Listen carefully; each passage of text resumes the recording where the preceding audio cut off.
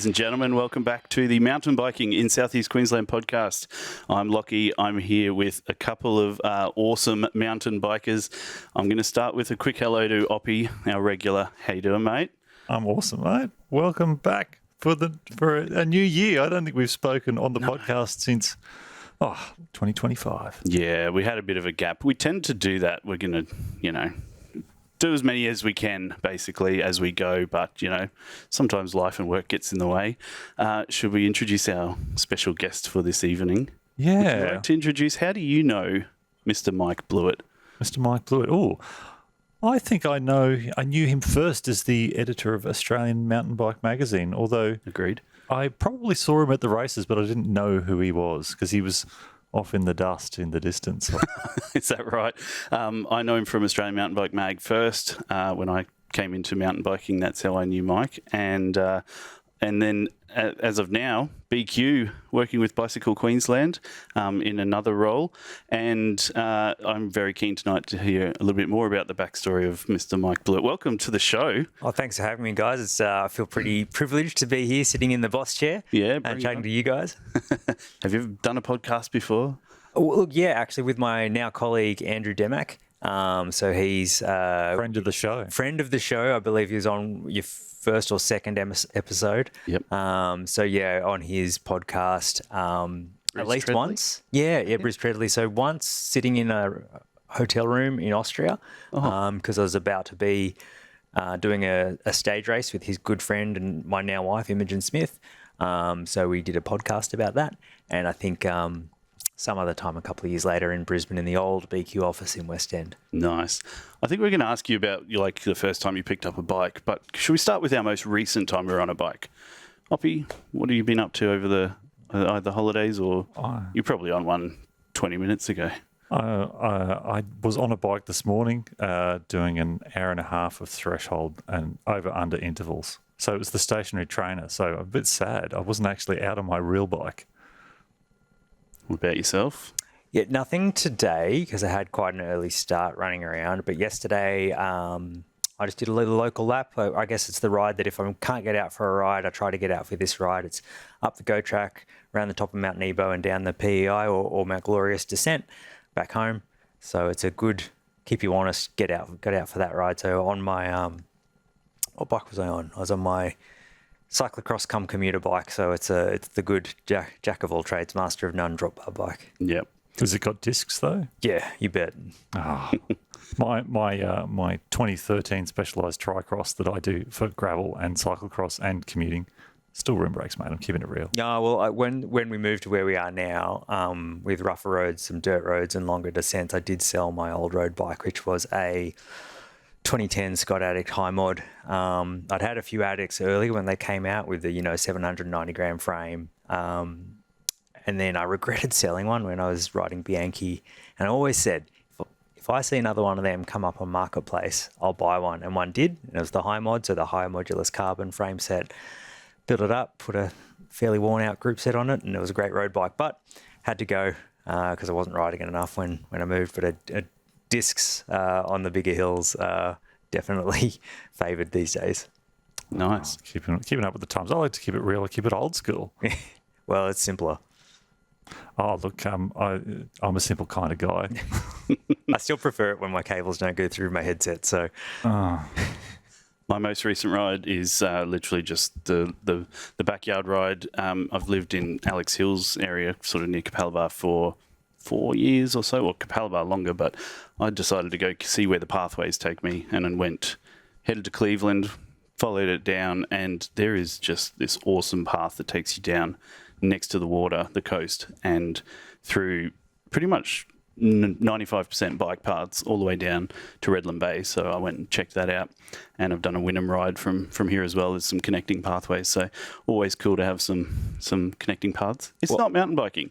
I'm talking about the wrong thing, but but on that, it's a slippery slope. We need things like bike paths to be a gateway drug to mountain biking. If people are more familiar with riding bikes, they're going to take them off road. And I believe that Redlands spends close to 20% of its transport budget on cycling infrastructure.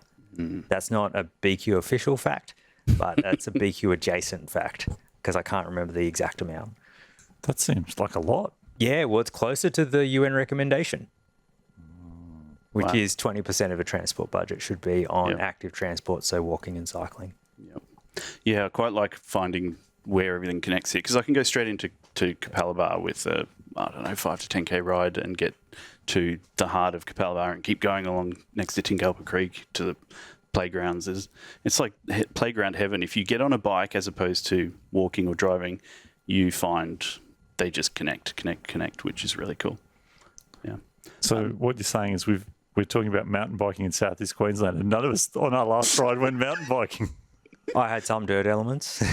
True, the goat track is still mostly dirt, Yeah, it's pretty rough at the moment too. So but they've bitumened a little more. I know. It's creeping, the Black Death. Yeah, it is. It's scope creep on a dirt road.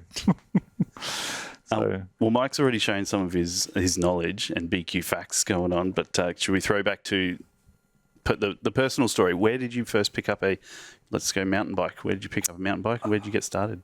First picking up a mountain bike, that's probably tricky. It would have been sometime in primary school.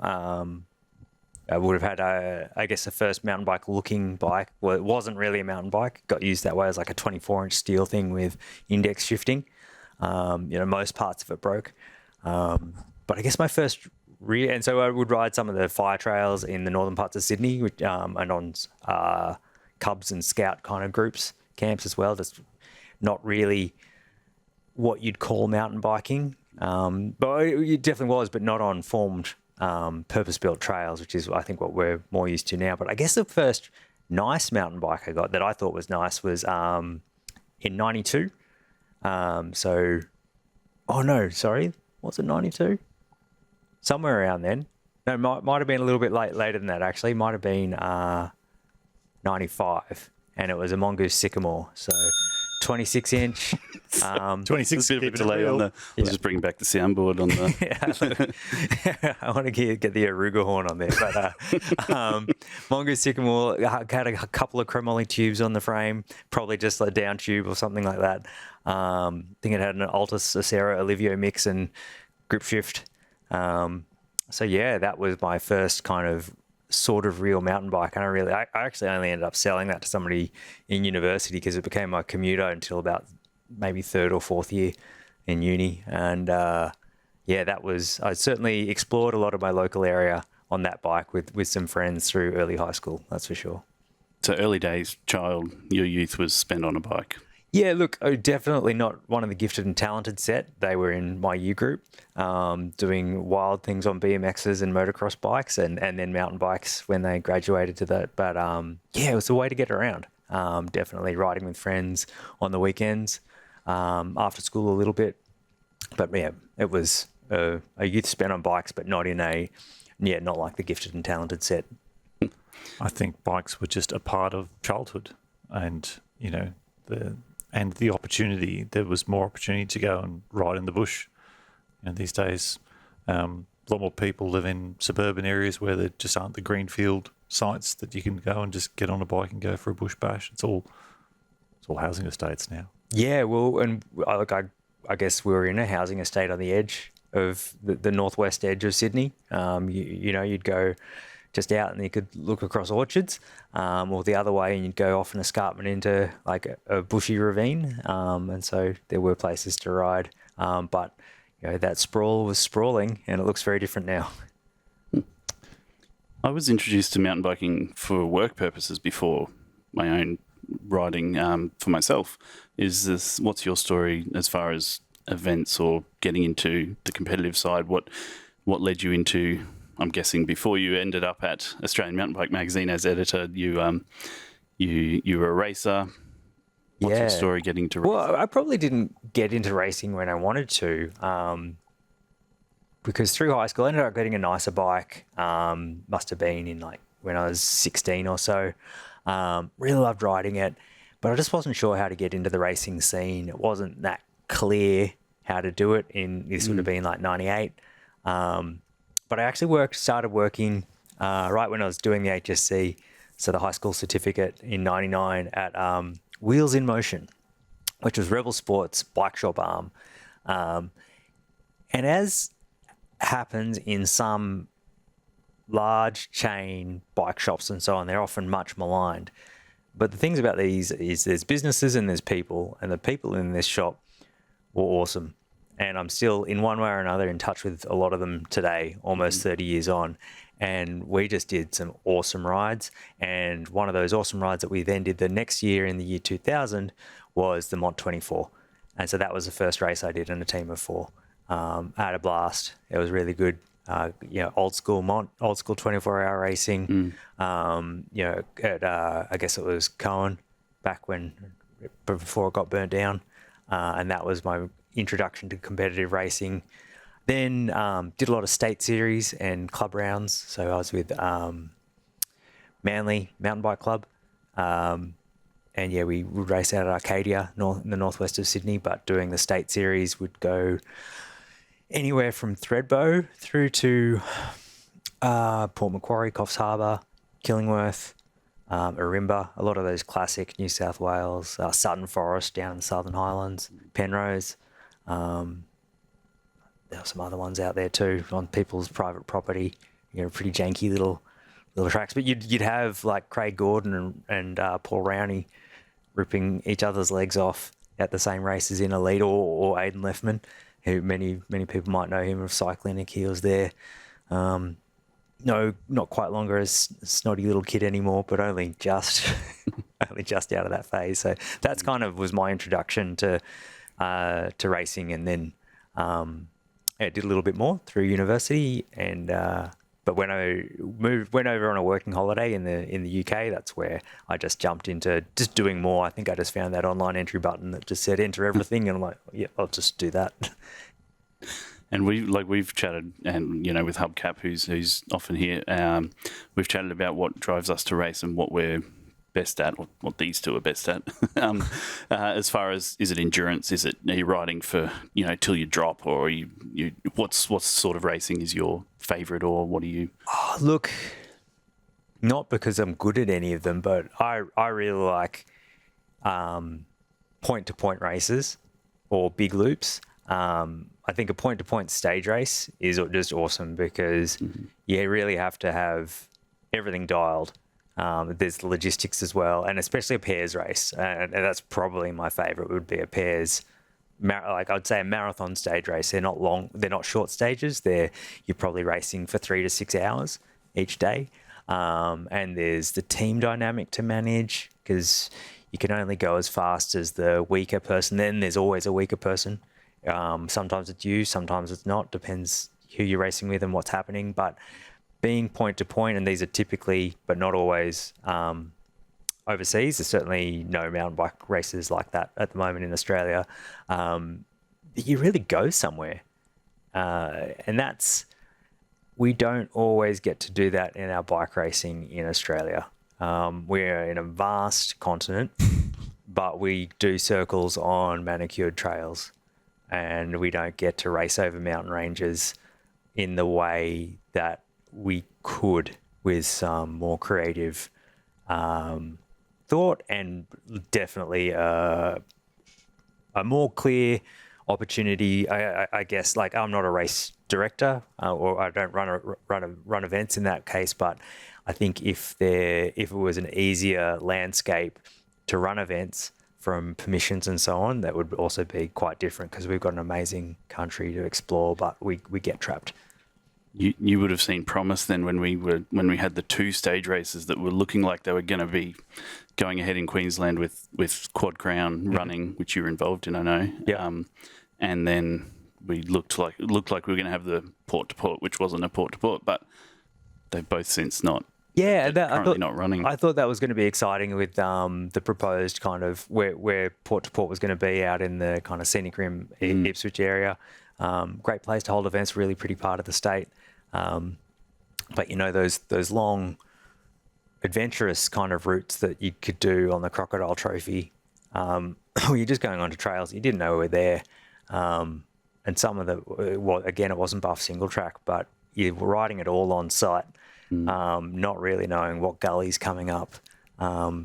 It's pretty adventurous. Cool. It's a whole lot of fun to do that, because it's a fresh challenge whatever rolls into your field of vision. And that's really fun. That's cool. I like the adventure side. I've been inspired by, people like guests like Lonnie we've had on, just talking about his adventures and his recent northern Queensland adventures and that sort of thing. But the one thing that interested me was the partner racing. Have you done any of those sort of with someone else, Oppy, or not a two? I have done a 4-person or 6-person team type 24-hour event. I think we talked about how badly that went. No, so I've reduced my logistics. I just tend to focus on solo. But I think there's the camaraderie of pairs racing is, I think, would be really a lot of fun. So maybe I'll twist hubcaps arm. Yeah, please do. Not mine. What is the format? Are there?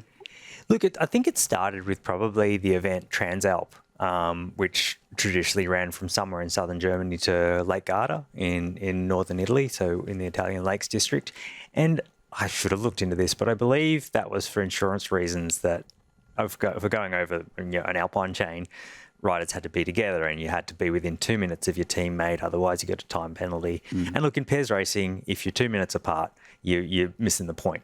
You need to be getting the best out of each other. And not a lot of races have tried it and failed, but some of the major marathon stage races in the world are in the pairs format, like the Cape Epic. And it also adds in a completely different dynamic to mountain bike racing because you've got a team, you've got a teammate there, but at the same time, your competition has got a teammate. It's got a weak link. You can make them crack. They can make you crack. You need to know when to attack. And, it changes day by day and from in different teams, who's that decision maker? Like I remember racing Transalp in 2013 with Imogen Smith, who I was going to race with. I can't remember who I was going to race with, actually. One of my teammates from a team I was running at the time, but I think he'd broken his hip at Cape Epic that year, so he wasn't going to be riding come July. So Imogen was keen to do it. We'd known each other for a while, but never done anything like that. And we're going okay. We'd had a third place finish one day and we're kind of playing around that top 5, which we're really happy with. And we could on this long climb. We must have been in northern Italy by the time. It was probably stage 5 or 6. And we could see Bettina Fletcher, I think her name is. She's a German multi-sport rider, a phenomenal athlete. And I forget who she was racing with. But they were looking back. They were on the ropes. We were reeling them in. It was an hour-long climb. And Imogen was calling the shots because she's a better bike racer than I am. And she knew when to attack. And they just couldn't match it. And we pushed on over the top, long alpine descent, the kind of things you go race your bike in other countries for. And in at the finish, we're eating watermelon. We're in the middle of the town. Again, this is why you race in other countries, because the towns welcome you in as opposed to shunting you to the outside. And Bettina comes over and she's to Imogen, congratulations. She's like, it was you. Like, you did the attack. Good attack. And she was just giving her the praise. And like, you get that from that team dynamic, like that, the respect of the other teams, and you respect how they're racing. So yeah, it's a really, really great dynamic that just adds a lot of fun to the bike racing format, and it makes it a shared experience. Like it is anyway. Obviously, bike riding is very solo, very individual. You do share about it like we are now for riding or racing or whatever, but in the paired races, they're pretty cool like that. And I think a lot of people figure they don't want to be held up by someone or have be felt to be the weaker or slower person, so they don't try it. But it's really rewarding. Great way to see the world. That's really cool. I'm wondering now, so we talked to Emma Reimer, who did the Cape Epic, and so was she a paired rider with Jeff?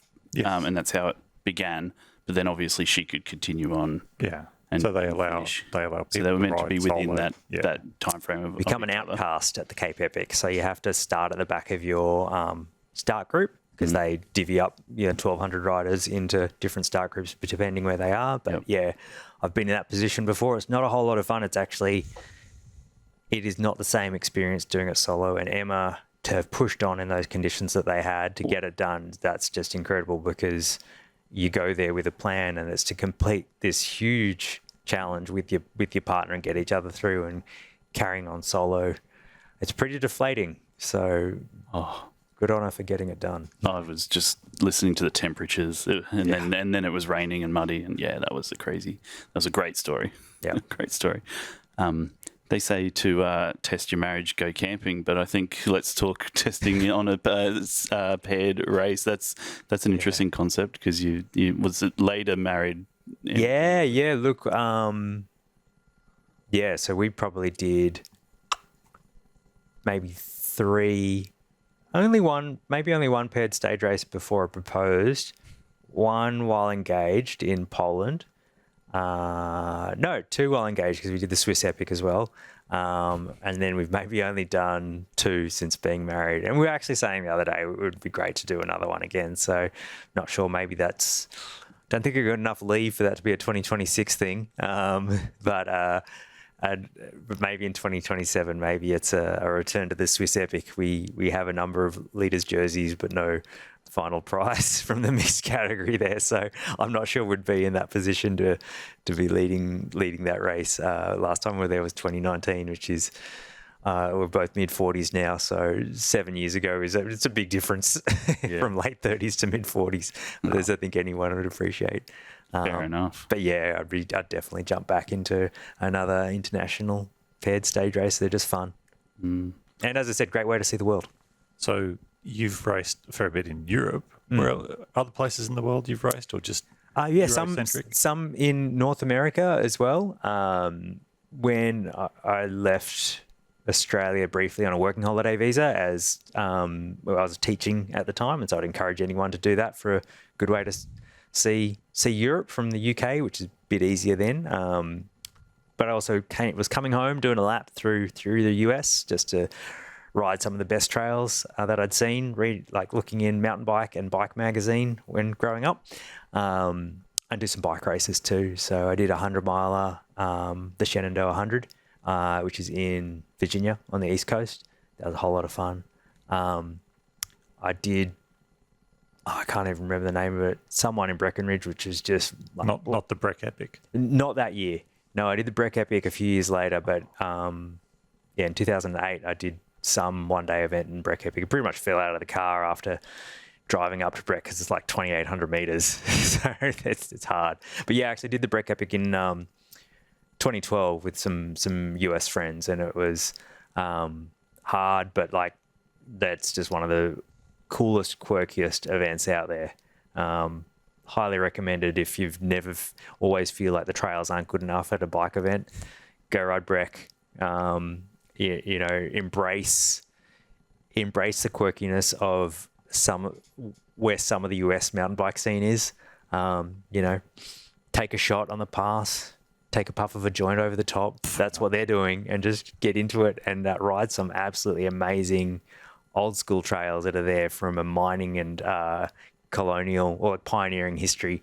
They're not built to an IMBA guidebook. Not that that's a bad thing, but they're unique. I think one of my criticisms of modern trails that follow guided prescriptions is it's a formula to the same answer, and you lose the idiosyncrasies and the nature, or you can, especially when they're built by machine.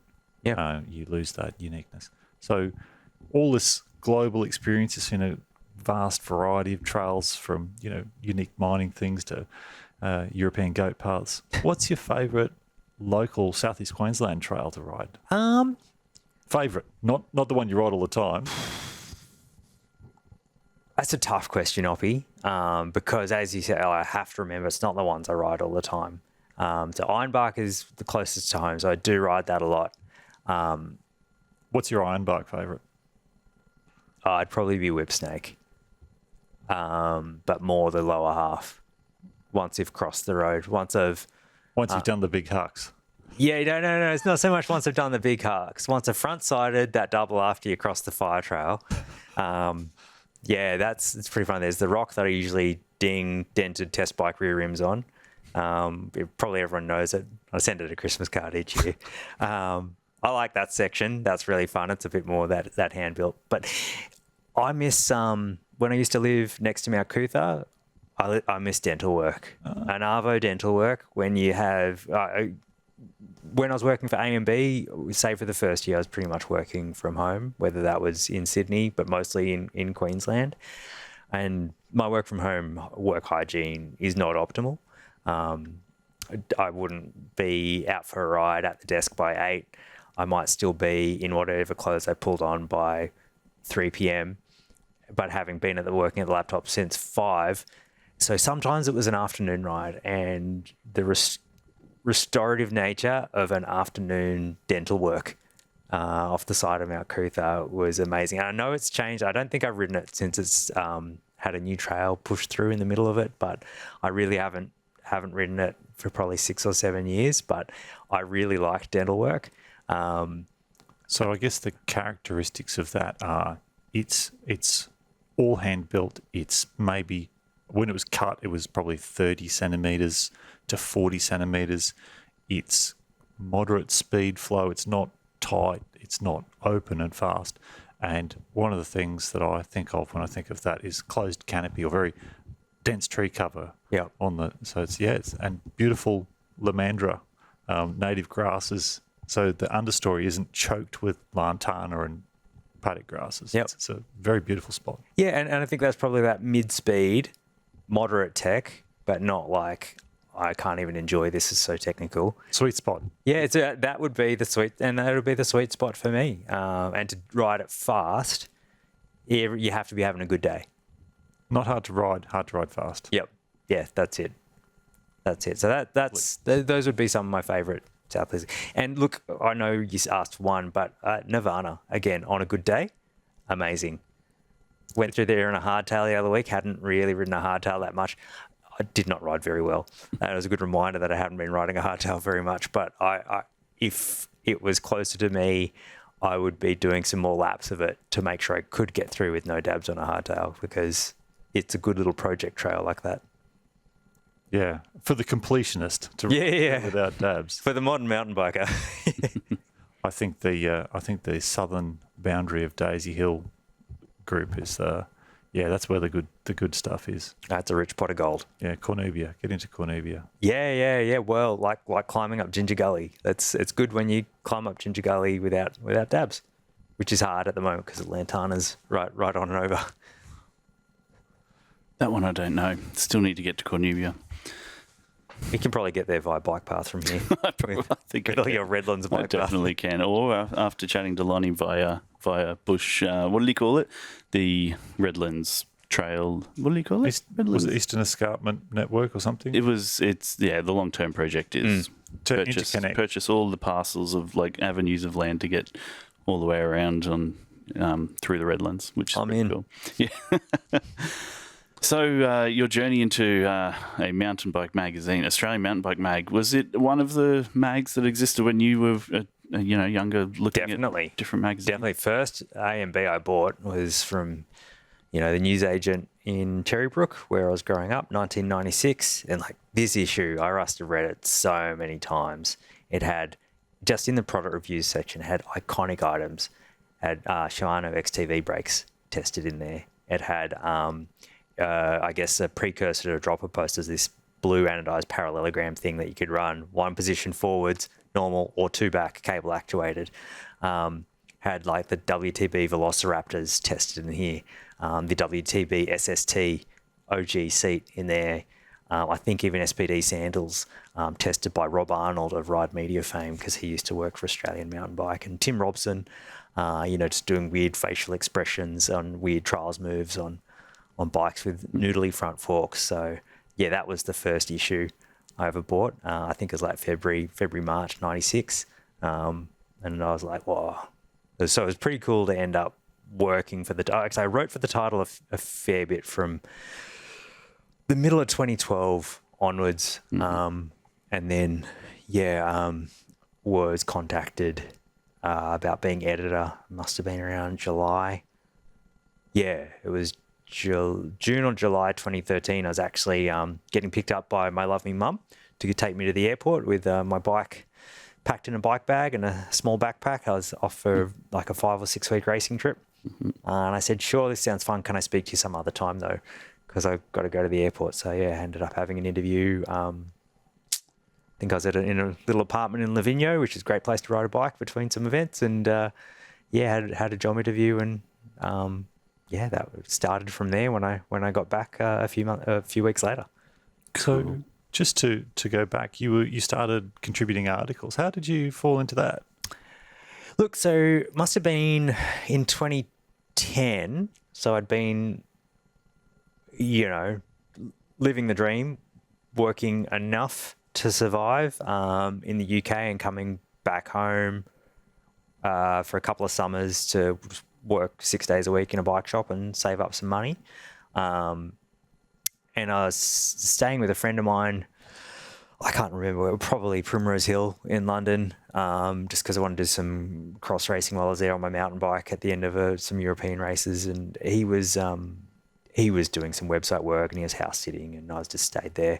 And I'd known him for a while. We were in the same road cycling club in Sydney, but he'd kind of been working for Futures Publishing, which were, I guess, Cycling News Bike Radar at the time. So he was working in the UK same time I was. I was like, Richie, I want to do a blog, because that was the style at the time. I was doing a lot of marathon and stage racing, and I was enjoying it. And I was, I had two quests. One was European wife hunt. The other one, not successful. Found a lovely Australian wife. The other one was get a UCI point. I wasn't greedy. Just one. Just wanted one. Just wanted one, which is hard when you're doing like C3 races and going out the hoop. So, but it was fun. Like, there was this culture. I mean, every bike riding group has a culture, right? But the endurance mountain bike culture of the kind of Central Western Europe was unique and funny. Like, there was a lot of compression gear, a lot of quirky things, and I love to kind of make fun of it a little bit amongst friends, but also jealous that I wasn't really part of it. So yeah, I wanted to set up a resource about all these cool events that were out there, and actually weren't really hard to get to, because most of the events that I would go to in these very populous parts of Europe, it's not challenging to get there by any means. You just catch a train, drops you right in the centre of town. The events are run by the tourist office normally, because they want people to go.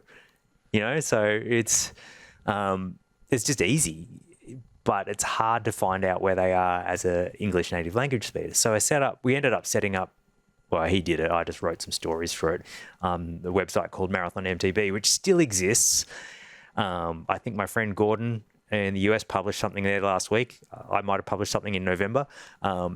That's kind of where it's at now. But we put a lot of stories there. We set up a global calendar of cool events. I used to have a UK contributor. He's still racing. I think he's still racing pro, actually, on more gravel now, but he managed the calendar for us for a while. I could give him some money to do that because it's worthwhile.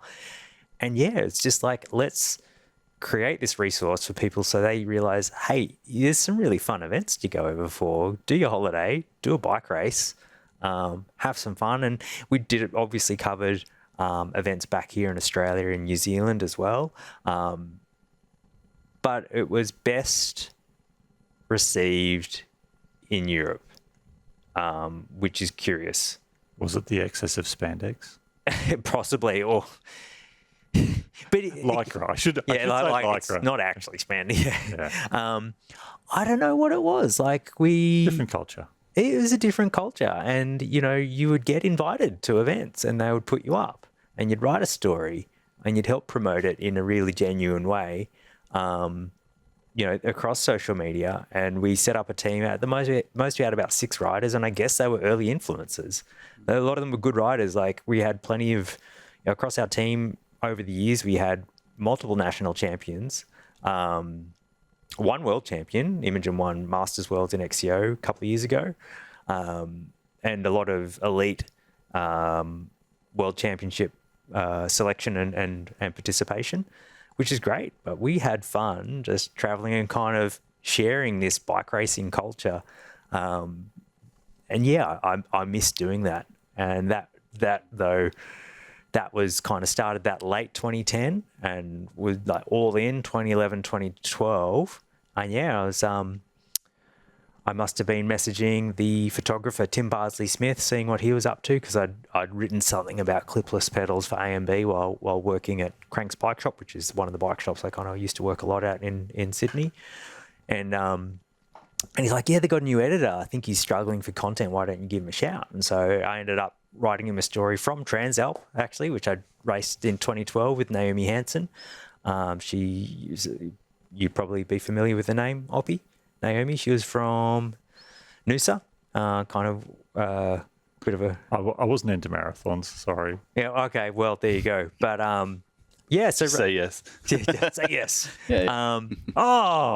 Naomi. But so just did a story on the event and kind of the riding around there, and then just ended up doing some, like, pretty much per issue content, looked after their calendar, some workshop pieces, just like the low-key stuff that you can actually fit on a 2-page spread, getting the right chain length, how to wash your bike, a few, again, cutting fork steerers to the right length, which I have a history of not doing right, so I had to really think about it. And yeah, that kind of got me started. Tapping the thread back after you'd trimmed it? yeah, the no threaded, no, that wasn't my year, definitely no threaded steerers. So that was, I guess, there's a whole lot of self-taught stuff through the marathonmtb.com, which is just a lot of fun. And my friend Richie, who was a really good advisor in that space as well, and just figuring out what you could get away with, what you couldn't, what people wanted to know about, and how quickly you could gain, I was going to say a reputation, but it's not about that, but how quickly you could gain traction. Like we were telling stories from events from during the events. I actually remember one of my British teammates sending a tweet out, because it was the style at the time, and a photo as he went absolutely out the hoop at, I think it was the Einsiedeln Marathon in Switzerland. So he'd flown over from London for the weekend with some friends, and he was just getting dropped from the front group, got his phone out to take a photo of it because and put that live. But, telling stories post-event, and I think it's a fun way to report and to be telling stories that people can relate to as opposed to too removed. So, that experience of cycle culture and communicating it to people and getting people keen on it, that's all great foundation for what you're doing now. Yeah, look, and I guess when I was working in the UK too, and beforehand I was a school teacher, as a PE teacher, I like to see people active. And, if they're on bikes, even better. If they're in the bush, better again. So I think bikes are fun, and they're good for us to be riding, good for us to be riding with other people, or just, out on our own with our own goals. And it's an easy thing to promote through Bicycle Queensland. There's BQ's got a number of sayings, but getting more people on more people riding bikes more often. It's a pretty. That's right. Andrew yeah. You'll be tick. Ting. It's pretty easy to get behind, and it's a real positive sentiment. Do you think that the European culture, when it comes to cycling, that it's accepted and included and promoted through like tourism, much more so than it's here? Is that something that you're seeking to change and engage people through BQ? Yeah, look, I think there's a real there's a few parts to that. It's a real opportunity to rethink how we approach and how we see cycle tourism in Queensland and Australia, because it's just an embedded thing. You'll probably rent a bike when you go somewhere in Europe, and you know how to ride it, and it's no stress. Bike rental is still a pretty shaky ground in Australia, I think, just because we've got that culture of it's a rental, don't be gentle. So who would invest in a hire fleet? But just having it is like, this is just another legitimate thing you can do, either to get from place to place, or it's just a common sense thing to include anywhere, so that if you've arrived at your destination by your private motor vehicle, it can remain parked until it's time to go home again, which I think is one of the best ways to have a holiday. I don't particularly enjoy driving if I don't have to, especially when I'm on holiday.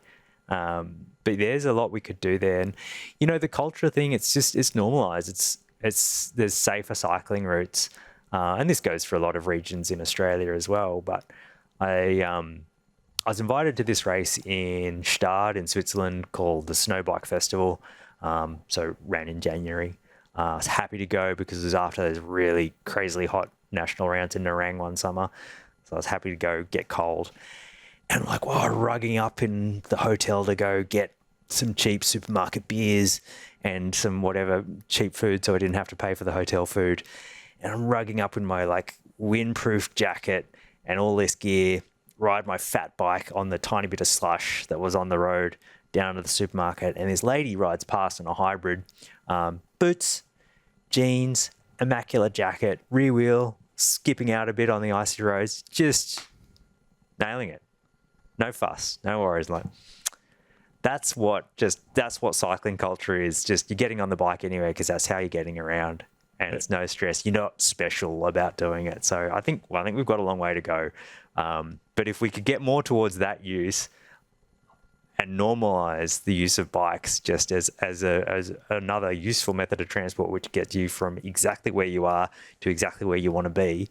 You don't have to park in a car park and walk another 800 meters.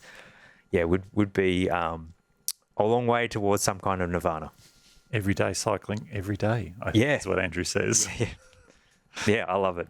He's got many good catchphrases. I think he loves a good catchphrase.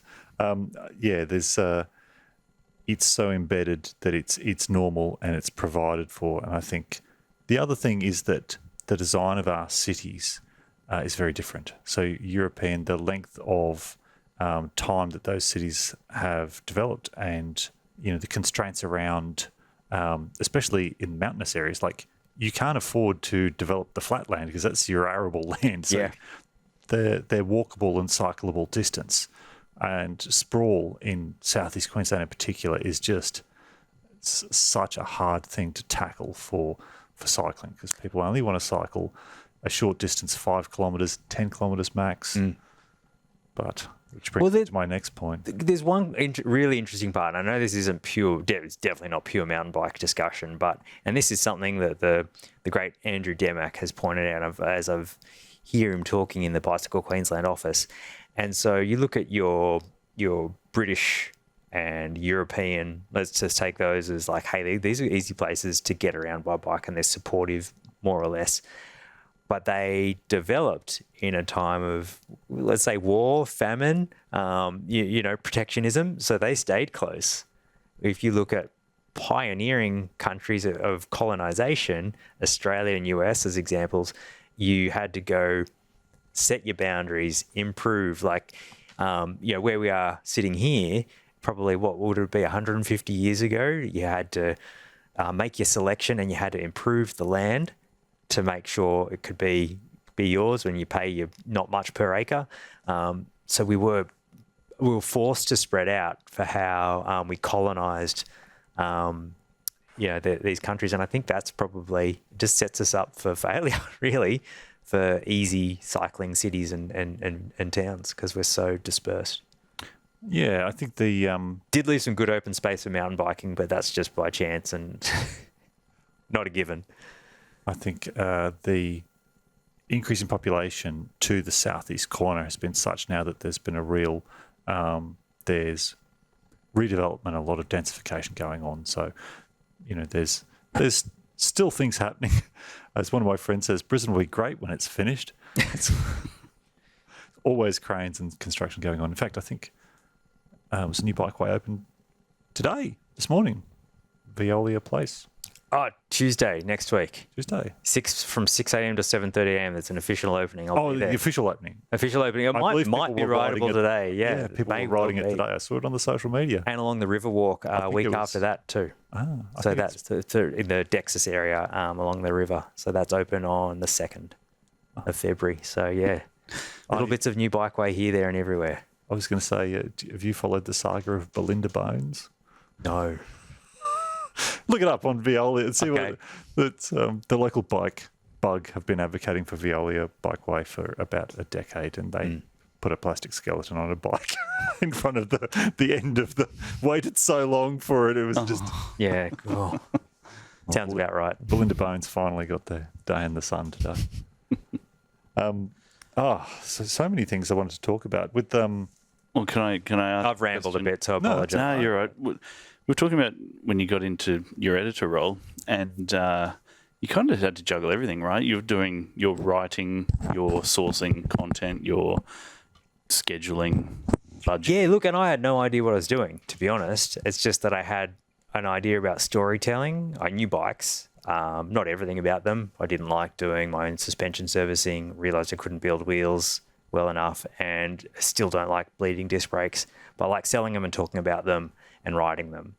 But yeah, it was really difficult early on because it was a contract role. So I kind of needed to keep on working in a bike shop as well, which I was doing at the time, but that was hard because you also had to be contactable all the time. So I was certainly, and there was no fixed address for a few months there, which also had its own unique challenges. I bet. I think I was living for a while in the attic of a bike shop customer, but like you couldn't go home because his family's there. So I remember I must have been sitting in somewhere in northern Sydney, probably near Crow's Nest, having a kebab in Kit at like 7 o'clock at night because I'd just gone out after work to go for a training ride because like, I didn't want to go to where I was staying. And then all of a sudden you're in a kebab shop having a kebab for dinner in Kit and you're like, this isn't awesome. So I had to knuckle down and make it work and figure out a bit more. And at the time I had a production editor. So he was the previous editor.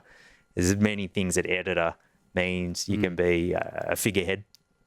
Like we know this person knows bikes, so let's make them editor. And that's kind of what I was at first. While the production editor managed the black box of editing. Yep. Like what goes through to the designer, what format do they need it in, how many pages in a magazine anyway, what's I remember you having that role, someone in that role, and did that role disappear? Yeah, I didn't like how the mag looked, but it wasn't within my my control. So it would have been, so I started late 2013 and early 2014. I was a young kid in southern Sydney, Robert Conroy, and he'd done this really cool zine called Roost. And Rob's photography was really good. Very Rob. Like, you'll see, you'll know this, like you'll see photographers they've got an auto fire and they'll have an old 1D and it'll just sound like a machine gun going off and they'll hope they got the one frame that's really made it worthwhile. Rob will be there.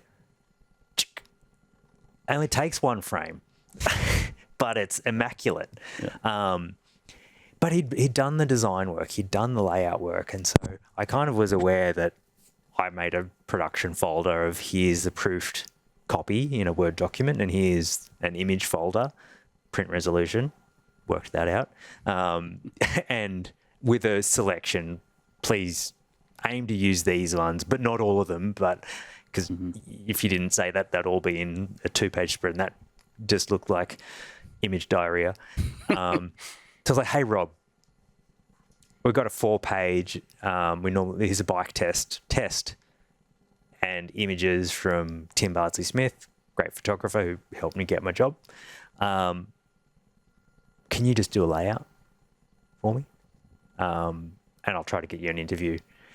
He sent it back, like really good photography, like from Tim, and he didn't overdo it. He used the high quality images, didn't have to fit everything on the 2 pages. And so I gave that to our publisher, printed it out on A3. That was the style at the time, glossy. And I was like, here, look, is this designer I know? He's a bike rider. He gets it. He's a photographer. He understands it. Here's what he designed for one of our content pieces. And he's like, right, well, we should put this. And I brought out the current issue, which had that same content in it. It's like, well, this is what we've printed. And so, yeah, Rob got the job. And we just, because look, the production editor, obviously that was his job. And he was kind of doing that for a lot of magazines, but he wasn't going to show me those last few parts of the rope. So I had to push him off and worked with Rob directly as a new designer, and we certainly stressed a bit early on trying to get it figured out just from the systems. But again, Rob had printed his own zines. I was just working with a different printer and through the through some slightly different systems with the publisher. But yeah, it was a lot of being self-taught and learning off some great people. So one of those being Tim Bardsley-Smith, the photographer, Richie Tyler, who really helped him with kind of scope and where to put your content.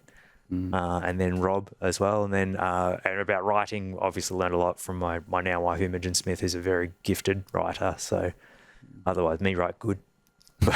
So yeah, it's still terrible, but I try to enjoy. I enjoy telling a story, even if I don't tell it very well. Yeah. It's entertainment, and exactly, it's still entertainment. It brings us to, I believe this is your latest. Hang on, where's the camera? Pointed that way. It's probably out of focus, but not on purpose, because like Lachie. No, I meant not the photo. Don't tell him. Ride Queensland. So, I mean, this is part of your role. Yeah, look, that's just well? that's a small part of what I do at Bicycle Queensland. So I'm director of marketing and communication. Now, bear in mind, we've got an office of 5. So it's a tower of. Yeah, we all do a lot of different things. But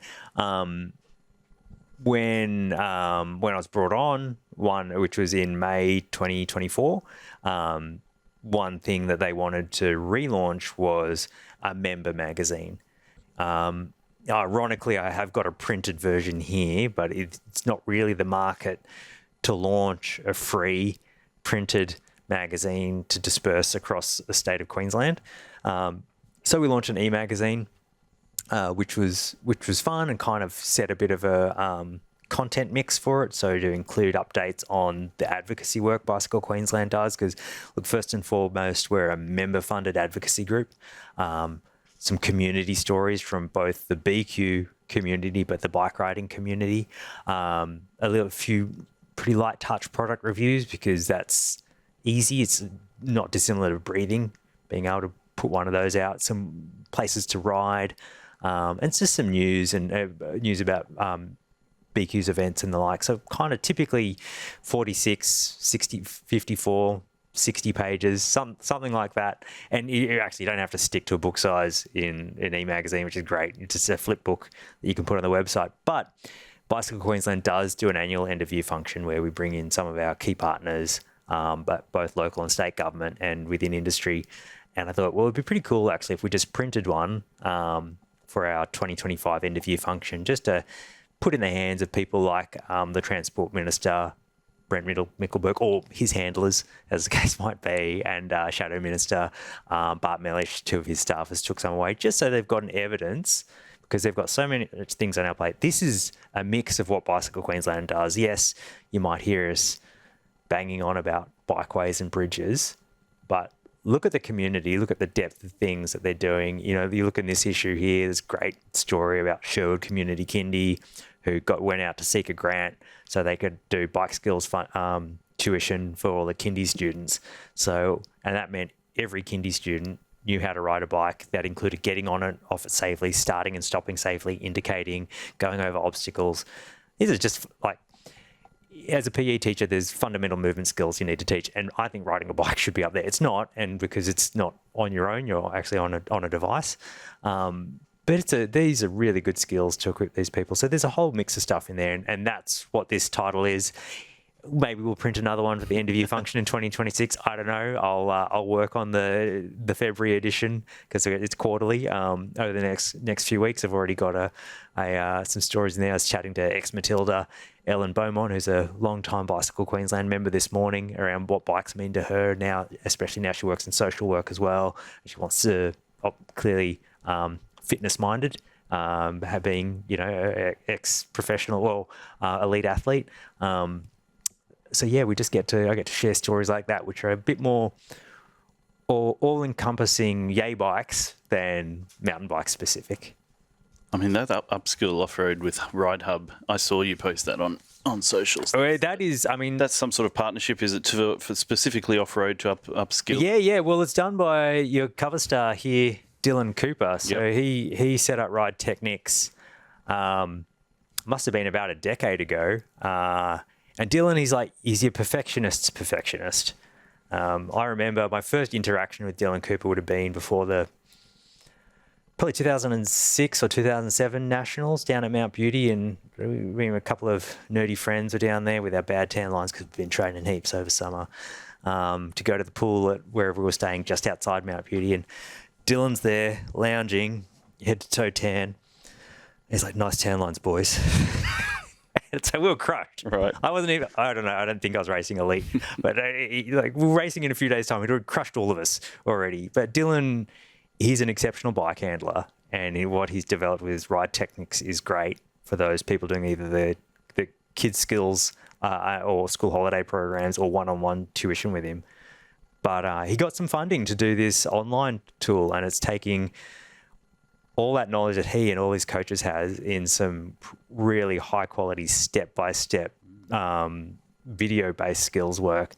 It's not like just follow me and do this skills, which there's a bit of that in the cycling skills industry. It breaks it down, teaching points.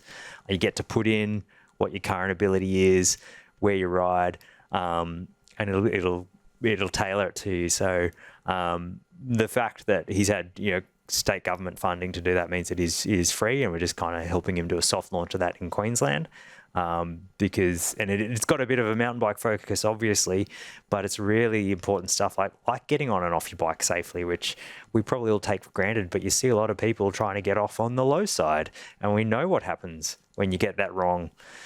On a goat track on the side of a hill, like you do tumble down, you're cornering, body position, just those basics. It's going to make anyone have a better time riding a bike and a safer time, which means you're going to do it for longer as well. So, yeah, it's good to shine a light on those projects. Oh, that's a valuable resource for heaps of people. Yeah, it's free.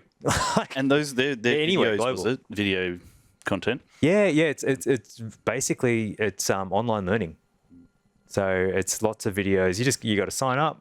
It's mobile friendly, so you can go practice your things on the trail, or you can just doom scroll it at night if you want. I mean, it's online. You do it whenever you want, which is a real benefit.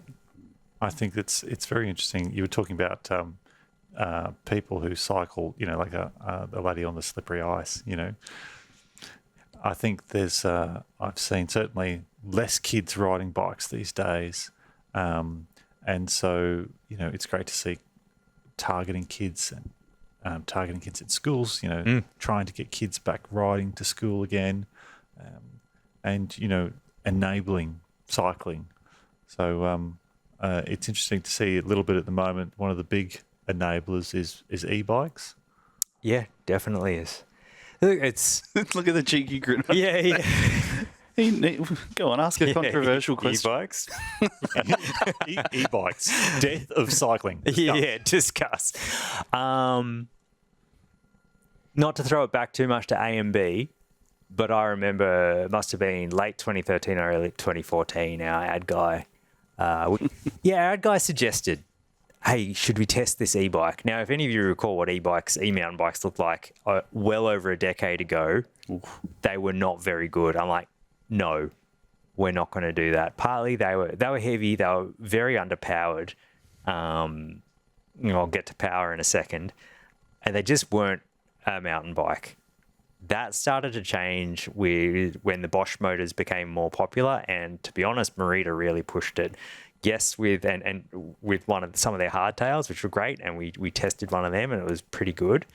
But the E160 absolutely changed the e-mountain bike game, and I think e-bikes in the mountain bike world are a massive enabler. Like, I got to go on plenty of bike launches, not that many.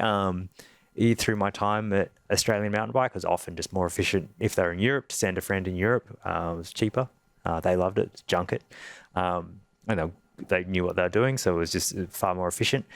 But you go to a bike launch and you'll get your grizzled old journalist going, you'll get your young whippersnapper going, and people are spread out all over the mountain. You go to an e-bike launch and you're this group pretty much climbing together, chatting, telling stories, ripping the trails, staying together. It's just far more social. And I think that's one of the real benefits to e-mountain bike use, is it does lower that fitness hurdle. Mountain biking is hard. It's hard. Nirvana. But there's a slippery slope there, because I think we're also dumbing down trails so they can be ridden by e-bikes. There are plenty of models out there early on that had very low bottom brackets from where the the motor or battery was hanging low. They're heavier. It's harder to get them over features. And I always celebrate when there's a new single track climbing trail, not because I just love climbing, but because Mike loves climbing. Yeah, because we've dumbed down a lot of trail builds to focus on either like shuttleable, or even on the Meager Hills in the immediate southeast, or for e-bikes. And so you don't get a testing single track climb. So I think there's some interesting things to unpack there. Early e-bikes were the inventor phase. Yeah. And then you have kind of innovators and then early majority. I think we're into that real parabolic growth for e-bikes at the moment. And they're going to get lighter, faster, and more prolific as they get cheaper. I went into an electric bike shop, and they had a sign on the wall at the back with the details of where to go on a website to unlock or de-restrict your e-bike. And this is the cowboy territory. And I feel like we were in cowboy territory a decade ago when there was, when I was in that early innovation phase, and they're like, maybe it's all about a motorized front wheel. People figuring it out, and it was pretty cowboy. And then, you ended up getting these exceptional motors from Bosch, Shimano, TQ, Bros Specialized, Yamaha to a lesser extent. And the motors are good. The software was good. The battery management systems are exceptional. These are all met EN 15194, the international standard for e-bikes. So, the batteries don't catch on fire when you charge them because they've got battery management software. They are speed limited, but they've got high rates of acceleration. All these things that work. But when that was removed in Australia, that standards in 2021, we did enter a cowboy phase. And there's a lot of work to be done to rein that back in currently, because exactly like you see, people will just tell you, or it can be in the user handbook. Here's how to de-restrict it. Here's the throttle kit that you can add on. And that's when you no longer have a pedal assist bike. You end up with a motorbike that can't be registered. And that is going to severely threaten land access. It's a knee-jerk reaction away from a land manager. And that land manager could be QPWS, or it might be just a local land manager who looks after another reserve. But it's a huge risk for somebody who just wants to go a bit faster. They might risk mountain bike access around the country. I think it's a breach of social contract. So, yeah, I'm into that, definitely. Walkers with wheels was what Gillian Duncan used to call mountain bikers when there was a lot of lobbying work to demonstrate that, hey, mountain biking can be done sustainably in places that have high ecological values, or at least they're the remnant conservation bushland reserves within the urban footprint, and we can coexist with other users. The speeds aren't dissimilar. There's a really great precedent on what happened with the development of the internal combustion engine motorbike. Early bike manufacturers started putting motors on bicycles, and the bicycles were still really well designed and beautifully created, and but what they found is that if you made the motor more powerful, you didn't have to have light tubes. If you made the motor more powerful, it didn't matter if the design wasn't as refined, and very quickly internal combustion engine bicycles, which had pedals originally, they were powered bicycles, the engine manufacturers took over and bicycle manufacturers fell by the wayside. And I feel that there's an element of history repeating itself here, especially they're getting more powerful. It's more important to have power and range. It's not about the experience. And we've got a new cohort of users that don't know the social norms of mountain biking, and haven't had to live through the justification and the work done to get trails. And so I think there's a big risk there that you'll have people just ripping up the trails. You can ride all the trails in a network in the afternoon now, so it increases the frequency of use. And I don't see a way of engaging them like we used to through clubs. You know, it's a disparate group. Yeah, no, totally. And you're exactly right about that. How they're engaging with the sport is completely different. Or let's not call it a sport. It's way more than that now. It's a hobby, a pastime, recreation. It's a lifestyle. It's a lifestyle. We're not going to be rock climbing or skiing or surfing, but we're going to take a shot at being a lifestyle sport. But yeah, there is the arms race that e-bikes and especially e-mountain bikes have become. And, you know, I think... And to be distinct, there's e-bicycles and there's e-motorbikes. Yeah, if you don't get your assistance from pedaling, you're on a motorbike. If there's no pedals on it, it's a motorbike. And I see a lot of them, you know, now they're out there, the Surons and the other, you know, and home conversion kits. I was riding up the goat track. Yeah, right. And a group of about 12 to 14 kids came past, and they'd taken out the pedals and just put pegs. And they had, you know, hub motors, cheap Chinese and stuff. My favourite, though, were the two guys who obviously couldn't afford the e-bike, and they had those little two-stroke bolt-on Chinese-made internal combustion engines. Like, they're probably safer. Well, they've got less power. Yeah, exactly. They're not going to go 105 kilometres an hour with a $5 set of brakes. But yeah, rim brakes on and a 500-watt hub motor.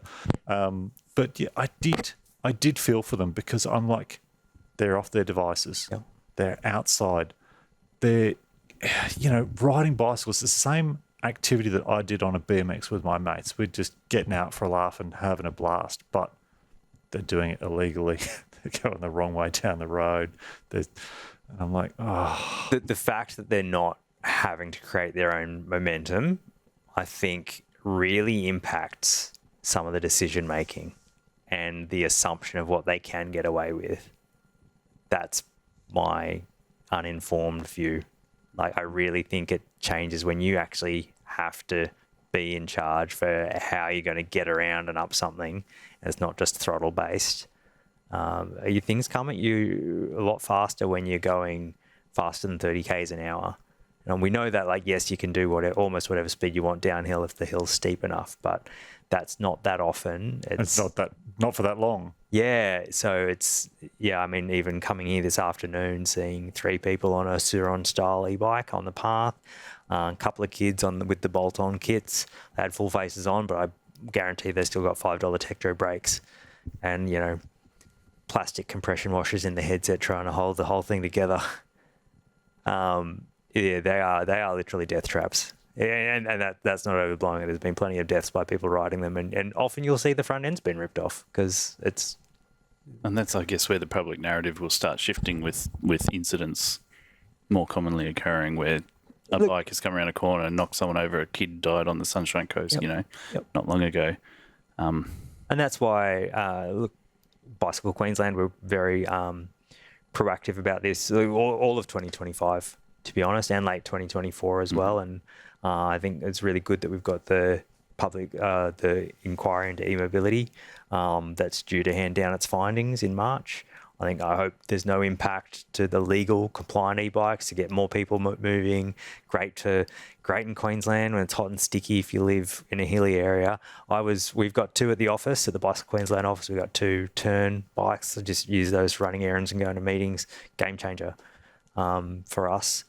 But you know, the regulations are there for a reason. Yeah. Like, we've got all that access on an e-bike because they meet the pedal assist standards, so they're not a motorbike, and that means that we can use them on bikeways and off-road on purpose-built mountain bike trails that we're just lucky to have. 30 years ago, we didn't have councils and regions spending millions of dollars to let us ride our bikes for free. And it is a generational change. It's a step change, and I think because we're in the rapid growth phase of that parabolic curve, you know, these things are coming at us. Give it another 5 years and a lot of that will be sorted. Give it 10, it'll be normalised, and people will know where they can and where they can't. It's okay to ride your e-bicycle in these places. If you've got an e-motorbike, you're out with the trail bikes and the motorbikes in those places. So it's just time. Yeah, and it's I think I think a lot of those high-powered e-motorbikes aren't quite high-powered enough to be playing with the trail bikes yet either. So there's a couple. There's a couple like the very the very top end ones. But Stark is one, and there's a couple of others too. But your Suron and Suron style ones, they're not. So they can't play nicely at a moto park. We don't want them ripping up trails and running into people. They shouldn't be in public places. Yeah, and that's a real issue. And look, I think a lot of the development's happening. If we look at what DJI have done with their motor, it's high power. It's possibly too high power. They might risk flying too close to the sun with that one. Call it roll on, run on. Yeah, yeah. The run on is like they're use a VPN and you can unlock it a bit further. So they're on a slippery slope. Another major brand are as well. With again, if you change your region, it becomes a different class right on the screen and the top tube. A different class of mountain bike, e-mountain bike. Yeah. I think European Union has higher speed limits, 32 k's an hour, and Australia's 25. Yeah, look, that's kind of... Anyhow, that's not much of a difference compared to 45, which is where like there's options to go there, software based with some of them. Note to self. And that's kind of 25, 32. It's pretty small differences. I think if a lot of people, if their bikes went to 32, they'd just notice that they ran out of battery faster. But 45, so you're moving. Yeah, the consequences, the energy embodied in a human body at 45 kilometers an hour hitting something solid, it's very different to 30. We're not designed to go much faster than we can run. Let's be honest. And while keeping our insides on the inside. So, I think and look, one of the arguments that BQ has around speeds is we're advocating for lower speed limits on local streets to 30 kilometres an hour. Now, people probably say, I've got a 25 kilometre drive to work. I don't want to do it at 30 k's an hour. The local streets are your residential streets, not your through roads. We've got some of the highest local street speed limits in the world. So if you had decreased the motor vehicle speed and so it wouldn't really matter if we did adopt the New Zealand and US 32 kilometre an hour. It's similar closing speed. It's like you go on the same pace. I think the interesting one about the travel speed is people don't understand their average speed on a suburban street is actually very low, because you accelerate up to 30 kilometres an hour, you reach 60 kilometres an hour, you arrive at the intersection, you begin decelerating. You have to decelerate much harder. If you reach 30 kilometres an hour, I just went the same distance to the corner or the first intersection at 30, it's seconds. So, but the perception is very different. It's very difficult to overcome that. But, BQ continues to advocate. Yeah, well, let's see. I mean, if you have all your local streets a safer environment to walk or ride, it also means on your trunk roads you have potentially less vehicles, less congestion, and it's easier to stay at your 70s or 80s. So therefore your travel speed, your time to destination comes down because there's less congestion. And if you put bike lanes separated from the traffic lanes on your trunk roads, more reason to opt towards a active transport bike or possibly walking option as opposed to automatically jumping in a car. My former residence was in Kenmore, and I could get in the car, and drive the car, stop at all the intersections, and then go into the car park, spend 5 minutes finding a car park, get out, park. I get on the bike, go along the creek bikeway, and get to the shop, lock my bike up, get in, get my groceries, go back on the bike, and just, making that happen. But not everyone has that. No, even going to the trails, I'd rather ride to the trails than drive, depending where I'm going riding, because otherwise it's a bit of faff. Like, I don't want to drive in bike shoes; it just doesn't work with a dicky clutch. Yeah, ride to ride. Ride to ride. Yeah, you got to have everything as you go out the gate. You're unlikely to get to the trails and realise you don't have your helmet if you've ridden there. I have a question that takes us back to your journey through the Australian Mountain Bike Magazine and through to BQ where you are, which is a marketing role now, there's been you could say the last 15 years have been the most rapid changing in terms of technology and avenues of reaching people, and you've got a massive use of social media, but you've also got a decline in age ranges of some younger people not using Facebook like we used to, and things like that. I don't have a specific question, but I probably don't have a specific answer. Yeah, so. But like going from a magazine that you hold in your hand, you can tell us what the journey was, because whether it was always digital or when it became digital.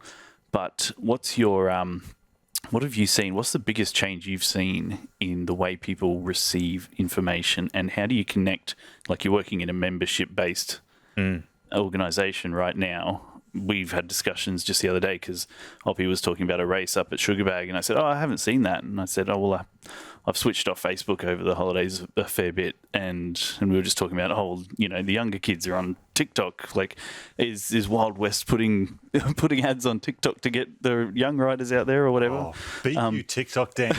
yeah, we're on. Andrew Demick, come on. Yeah, well, I mean, that's what people thought when it first came around. TikTok is that it's just a dancing platform, but no, it's just people quote it for their information sources. Like each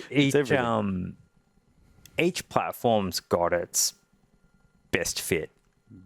One thing I was told by my friend Richie Tyler, who helped me set up Marathon MTB, and he mainly does website design now, and he's got a real knack for e-commerce. And he said that he would have said this in 2010 or 2011, invest in the platform you own. So don't go all in on your social media if you've got a website. It should be part of the funnel. And so if you've got important information, let's look at BQ about your advocacy, membership, news. Sure, you'd be mad to not put it out on the social channels that you've got. BQ's key ones, LinkedIn for our stakeholders, Instagram to try to attract a millennial and younger audience, Facebook for your slightly older audience. But how are you engaging your boomers? Are you still sending them a leaflet in the mail? No leaflets. They probably don't get one from Ground Effect anymore either. But we do send a monthly e-newsletter, and we send it to about 40,000 people, and it is actually has a very high open rate because we try not to spam them. So I'm sure we can all think of different brands and companies we get 2 to 3 emails from because delete. Too lazy to unsubscribe, but just I'll delete 2 to 3 daily from national airline or whatever instead of unsubscribing. So that remains a core way to get messages out. But we definitely use social media a lot with Bicycle Queensland, and I think from say 2011, 2012 onwards. Because I had the Marathon MTB platform and the AMB platform, it was a real A/B test environment that I could play with. Different kinds of, I had the keys for both. Really different, there was definitely crossover audiences, but really different within a niche, different content. And I could try different messaging, times of day, video or image focus. Once you could do that on Instagram, and same with Facebook too, just to try to get things right. And I did some training with Rodale Press in the US when we used to have the publisher I worked for, we had a licensed title to repurpose some of their content from Bicycling Magazine. And getting, you got a powerhouse US publisher going, try this. We find this, like, you can't repost too many times, because most of what you post on social media gets seen by 5 to 10% of your followers. So they're like, post it again. If it's important, post it again. Change images or change the opening text, but post it again, because you're not getting through to everyone. And that's why we end up switching off from it a little bit, because it can be pervasive. And that's where print is quite beautiful. I don't want to interact with it. I put it away. I do want to interact with it. It's still there. I don't need to search unless it's under, a newspaper. Not going to be under a newspaper though, is it? What's this newspaper you talk of? And that's why print will remain relevant but not in the same way that it was by any means. I call social media ephemeral because it comes in, goes out, and you never see it again. And if you go, oh, what was that? How are you gonna search for it? But This book, talking of print, we're homeschooling our daughter. She's 8, and this has been sitting. I've had her for the last 4 days myself doing stuff, and this has been sitting on where she eats, and so often she's picking it up, and this is just flicking through this as you sit there eating and looking at what's around in the Redlands, going to the Redlands section, and we had a game today. Who could find the ice cream kiosk first? As we were flicking through the pages, it's absolutely. Just leaving it sitting there is such a valuable resource that she can learn how to. And there's no distractions. You don't suddenly see another link on a page pop out at you and go down a rabbit hole for half an hour. And it is really valuable, and that's where print will remain. And it's not going to experience growth from that or anything, but it's going to keep a core function. And you asked about it before, and we're doing a Mary Kondo to our whole house. No, I just Imogen and I are riding and racing a bit less at the moment, so we actually have some time to clean a few things up more than we may have in the past decade. So one of the things I was going through was maps, and I had a box of maps because when I was working in London, the best way in a school half term to get some of the best riding in, if it wasn't summer was an exception, that was mountain bike time, was to put my road bike in a bag, get the local Michelin map for wherever I was going to fly to, and just find the smallest white road lines which had a green line on them and enough chevrons. And you could take a photo of the map if you wanted on your digital camera. Try not to write off what you've taken a photo of. They were big days when you made that mistake. But yeah, you can find out so much, and it's tactile. You could, while you're having... It doesn't go flat. Yeah, it doesn't go flat. You can have a look at the map. You can connect. You can see it all at once. You're not having to, pinch out and lose. Yeah. Well, it's all gone. I can't see any of it anymore. I think for those people who like to... I love that your daughter flicks through this. It's amazing. Yeah, it's awesome. From a bike point of view, if you can read a map and see what takes you places, the riding you can do is just untold. And it's a shame that we don't use them as much anymore. I've never was a great navigator, out and, finding where the sun is. And you didn't have the map board on your handlebars? Never was a map board guy. No MTBOs. Try it. If you've never done an MTBO, try it. Seems unlikely at this stage, but if you're telling me to do one, I might have to. But I have an uncanny way of not forgetting a route if I've ridden it.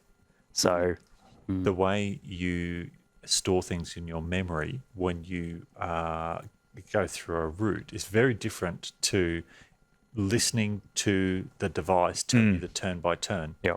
I've witnessed, so I've tried, my 2 kids are now driving and watch them. They don't read, can't understand maps.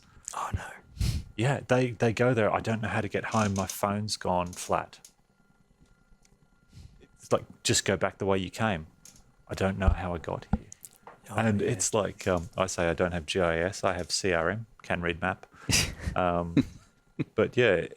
Pull out the Refidex. Don't you just tell them to pull out the UBD? So, yes. And they just looked blank at me. And they don't know what it is. Or the Melway or the Sidway for our extended audience. But yeah, I've got 1 to 25,000, I think they were, maps of Spring Mountain, White Rock. And that's how I learnt. What was where? I'd go out with a compass and a map. But the other thing was learning, the sun to your cardinal directions. That's north, south, east, west. I know I've come south from where I left from. So, that mountain's over there. This trail's here. Probably goes. Can I still see Clover's Lookout? Where is it? Yeah, you can actually navigate by the landscape too, and that's those point-to-point things, and it's like those skills are just not skills that people have anymore because they grow up in cities and they don't traverse the landscape or go out and do those big, like Clover. Do you know Clover's Lookout? No. Range Road, Is it North? Is it called North Diagula National? Or is it? Or is it just called That's still the Diagula? Southerns. That's the Mount Me section. So is that still called South Diagula? Maybe at that point. That's kind of right in the middle. Middle Diagula Range. It's the Mount Me section, though, from there on that side of the Northbrook Parkway. So, yeah. But anyway, it's quite a high point. Good views every direction almost. But you can see it from a lot of places. You're like, oh, I've got to go up there, or gee, I've come from there, or whatever the case might be. It's having a landscape reference point. I've been in two places where you can't see the high points for the trees. Back in the early days, Daisy Hill, actually, there's a lot of trees, and there aren't that many high points where you can orientate yourself to the landscape. And Karawatha Forest is the other one, which has loops within loops, so people can actually, get stuck in the middle of no landscape references. I can see that happening too. Yeah. Ooh. But that's part of the fun of learning. It's interesting to see social media. I follow an adventure riding page, and they're like, "Hey, where does this road go?" Or "What's a good ride to do in this area?" And I'm like, "What happened to people just going down the road? And, oh, that was a dead end. Oh, see where this road goes." Like, Mad and angry farmer won't go that way again. Or an angry bull. Yeah. It's funny how the reception you get if you're genuine and you just stop and say, "Hey, how are you? My name, best diffuser ever. My name's Chris." It humanizes you as opposed to you're like, because there's a social norm that you say your name, you shake hands, they say their name and shake hands, and it's an immediate way to diffuse the situation. But I've only met a few angry farmers, and none of them that I was able to not calm down and don't go. If it actually says private property, don't go through the private property. It's the good cardinal rule there. But there's a few sneaky ones on the west side of Diagula Range National Park where they are formed gazetted roads that say private property, no through, and actually you can still see the guideposts and the street sign, and you're like, someone's having a lend here. That's what I always wonder. I'm like, where'd you get these street signs from? Like, the ones on the side of the road, because I don't think they're public access to purchase those and fit them yourselves. No. There's, I think you probably know the roads I'm thinking of out there. But just say, don't ride up to people's houses, but through traffic. If it looks like it's getting a significant amount of traffic, vehicle traffic, gravel roads, we haven't even spoken about with the rise of gravel. Well, hour 20, I think. We've been chatting a little while. Yeah, chat. We'll have to split it into two. We'll clip out the e-bike. This is all season 2, just one. The Mike Blewitt season. Bear with us. There'll be a season 3 shortly. If you don't like this bloke. Well, we better let you go at some point. But while you check your notes and think of any final amazing questions, if you want to look at my screens, Mike, I've got some of my. I just did a quick search of places I've captured you. We got the Dull Arch Tunnel, Port Crown, a couple of hidden vale scenic ones and rocky ones, and then I love having a jumping castle behind a start line over. It's gold, isn't it? The 3+3 or something. What was? Yeah. Is it the 24 or the? No, well, yeah, kind of. It would be 3+3, I reckon. Yeah. Or maybe a 4-hour. Merida. Yeah, if it's read the something number on the plates. If it's Merida, then it's probably the 4-hour. 4 plus 24. Yeah. There's a lot of very clean kits. Yeah, that's the start. I liked to go at that start for a race like that, which, with no disrespect to anyone else there, is a zero consequence race. By looks of the kit, that's probably 2017. Yeah, probably right. 2017, probably. I probably had some other race goals, and this was a good one to go have a hit out. And there's probably a lot of young, really talented, very talented riders behind me that should not be behind me. And it was fun to launch it at a rate I had no business going, because it would be unsustainable probably by the time I'm where you are taking this photo. But it would throw the cat amongst the pigeons. That's so funny. Because I'm like, yes. That's great. Dig in. young whippersnappers, have a crack. I shouldn't be able to do this.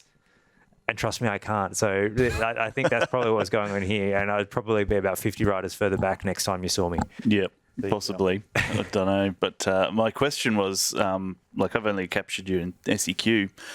What's your favourite, like, photo when you've travelled in your time? Do you have, like, a favourite photo, location, anything? Yeah. You've done a ton, obviously. Yeah, look, there's a few. There's a stage race in Poland, or it's on the borders, called Sudety MTB Challenge. I've done that a few times, and you just ride these old trails from, like, it's in a border region, so they are going between border posts. Sometimes you're actually on the border, going past old pillboxes and so on, but also just on places to, like, they've got old historical relics and religious relics, and just some ancient trails that you go down. It's just this really cool forest. There's some pretty special photos, but probably some of my favorite ones would be from the Swiss Epic, because again, you're in some proper mountains, sometimes like buff single track at Lenzerheide, but quite often pretty remote stuff, trails open to just for the event, even though in Switzerland you get really good access to trails, but some are verboten. You can't ride them, like alongside the Bies. They're dug in tiny little irrigation channels. And I think it was 2015 when we were there for the first time. And we'd been up, we started in Verbier, climbed out of there, descended, wild descent on high posting, on 6-inch rotors, front and rear, silly, non-ice tech, also silly. Was that just an Australian mistake, or that high posting was style at the time?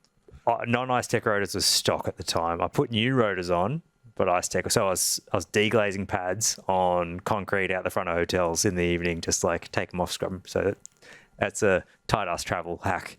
Yeah, they're shiny. Yeah, so knock it off. Have to drag your brakes. There's no. Yeah, what else are you going to do on an hour-long descent?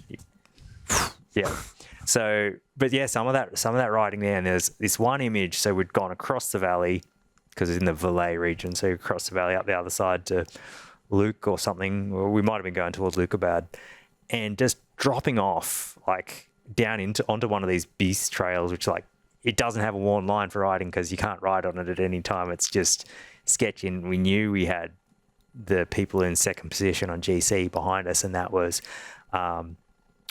World Cup racer Fanny, or ex-World Cup racer at the time, Fanny Bourdon, and her friend Alex, her teammate, who I don't know if he still has this at the job, but he's helmet designer for Scott, and just like amazing French, Swiss mountain athlete, possibly doing Skimo Olympics, I don't know, just handy. And we knew they were coming for us. But still, there's this shot, and just off the back, high posting, you got the whole Valais there going down to, you've probably got Chatel in the background, leader's jersey under a gilet, going knee warmers because it's been cold, it's shoulder season, and you've got the whole Valais there and just dropping down into clearly not a particularly refined trail. And like, that was a hard day, but it was cool. And yeah, they passed us near the bottom, just straight lining a kind of shaly section. We were on the on corners, and Fanny just like bombed it, and wow. Alex was just like whoa, whoa, whoa, whoa, whoa, whoa, coming down, but we put him away on the final climb, which is good. Wow. But yeah, stunning day, and just that photo reminds me of, it was like 6 hours of hard racing. Wow. Awesome. It was really cool. Mike saying he put them away on the climb. I didn't, Imogen did. There's a photo of the two of us at Hidden Vale, Yeah. 500 above, and it's just hilarious because we're both standing on this log looking at the view, and I'm like, I never really thought about it, but you can quite clearly see why you always out-climb me. Because it just looked like we were on a different scale. Yeah, I think I'll stick to the descending, because Mike's a bit of a demon on the climbs. But yeah, don't never hold it together as well on the descents. It's power to weight. But people talk about power to weight for climbing, but they never talk about weight to gravity on the descents. Like, I can just roll down stuff and out-accelerate lighter riders. The other thing is I'm not bumped offline by things that lighter people are, and I ride an XL, But that's also it's why a lot longer. of experienced riders are loving e-bikes too, is for the weight and stability of them. Sure, there's the other benefits, but on the descents, the handling benefits they get, ergo, weights getting strapped to downhill World Cup bikes. Well, sprung to unsprung mass is, a big thing. And if we can get derailleurs off the rear wheel and centralise them with a gearbox, I think that's the future of Maybe of Greg e-bikes. Minar's going to bring that full circle and work on that with Norco 20-something years later. The Doing with that was a Honda. gearbox in a box. That was a derailleur in a box, Yeah. the grand reveal. Yeah. Well, the thing was, it started out in their moped technology, and it was a gearbox, and it's had too much resistance. So that the Honda downhill bike we're talking about, the early Honda prototypes were more like mopeds, and they refined it, and they actually went away from the gearbox, and then they went to the derailleur in a can. But I think e-bikes, and we're already starting to see it now, where you've got a gearbox and a motor and then a belt drive. Now that thing doesn't need you don't need to lube the chain. You don't need to clean the chain. There's oil splash bath in the bottom of the gearbox. You've got the motor, so you don't feel that extra resistance, because meshing gears have far more drag than roller chains. So, I think that's a development area where it's going. Yep. And they'll ride like a motorbike. But what you'll see is how they ride is going to have to change. So I was talking to Matthew Dahl, and he was talking about how when he rides his e-bike, he can't ride it for that long because he's not got the upper body strength. No, he doesn't. To just to throw him up Yeah. the bus. But this is him telling me.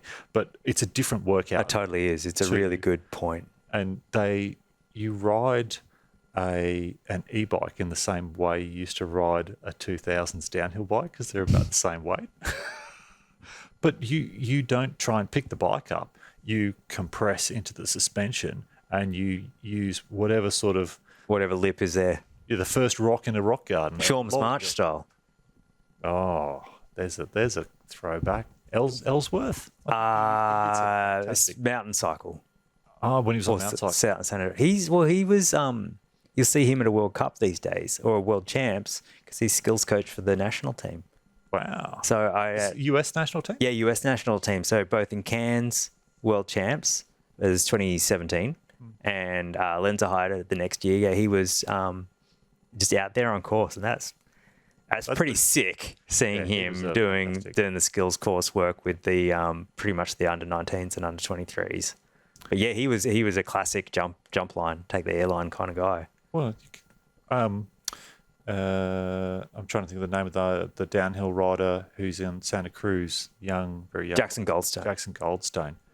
He's light, he's little, and he spends as much time as possible in the air. A completely different way of riding. So I think there'll be changes for mountain biking actually, it's an interesting one. We talked about flow and things like that.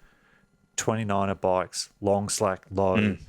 The old school bikes, when I first started riding, because I rode my 20-year-old GT Tequesta at Adair recently, because it was 400 mil reach. I actually think, about 400 mil reach. I actually think it's probably about a 30-year-old bike. Yeah. It was their 20th anniversary of holding events there, and it slayed the maze.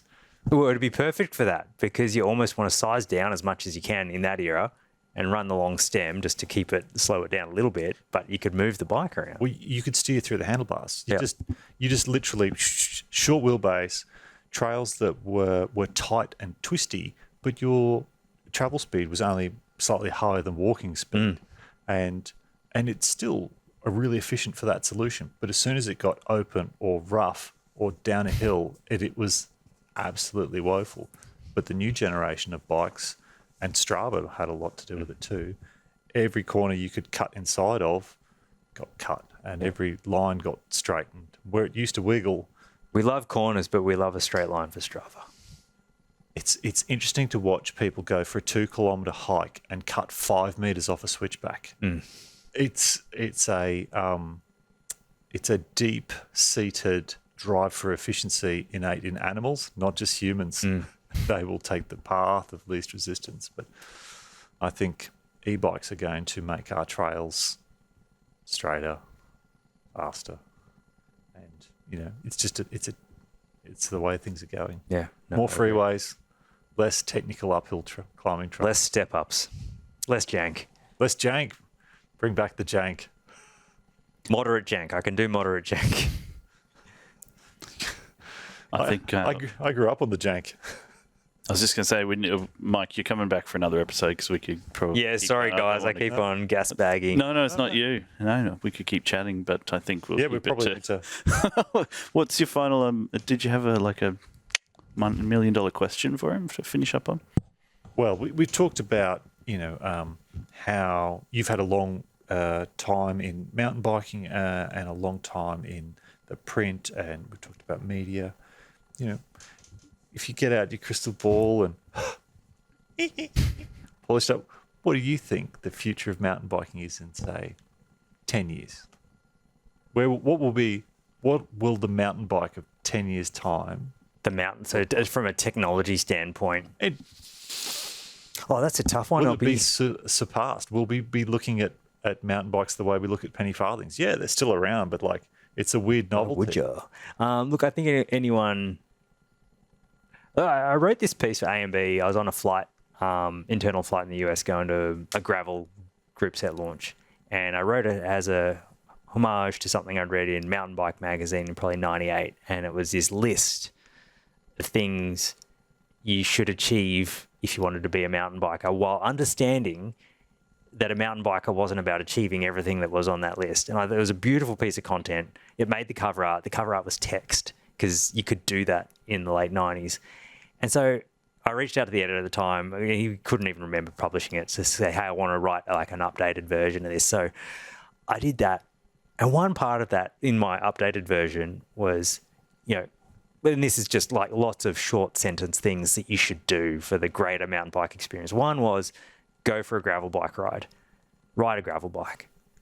Later on, it was understand that the best gravel bike you've got is your mountain bike, because you can access way more terrain. So I see that growth in efficiency and versatility in mountain biking.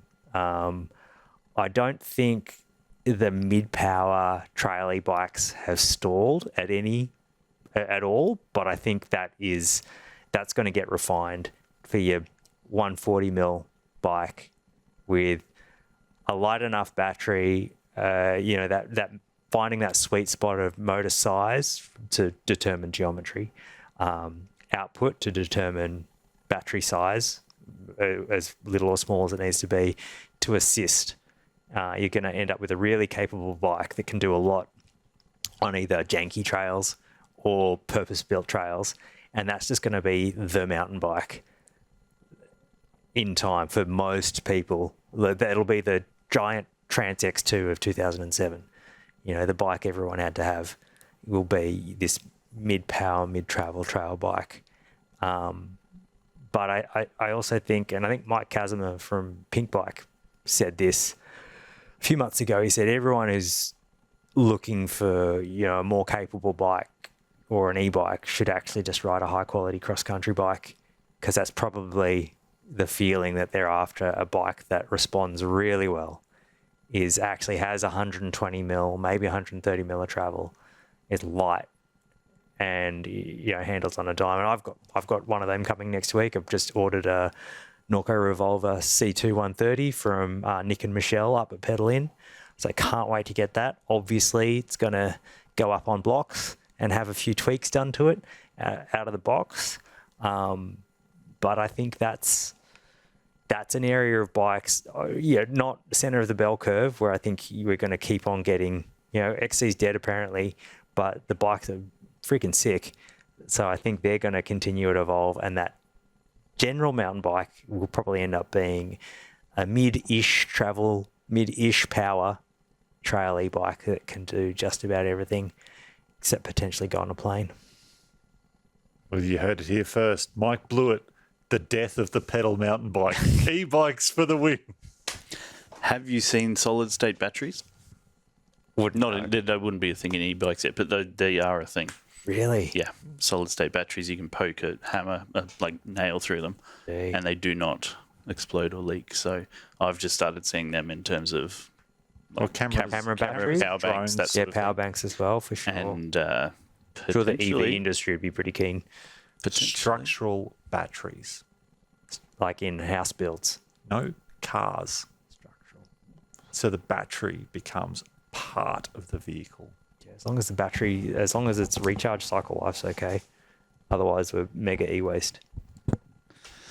Anyhow. Right, we better. On that note, on that bombshell, I think we're going to call it a day. Massive thank you for coming in. The word we used when we were chatting and talking about having you on was that you're a true professional, and that's always. I don't think I swore. You but were hot on the mic and you didn't blew it.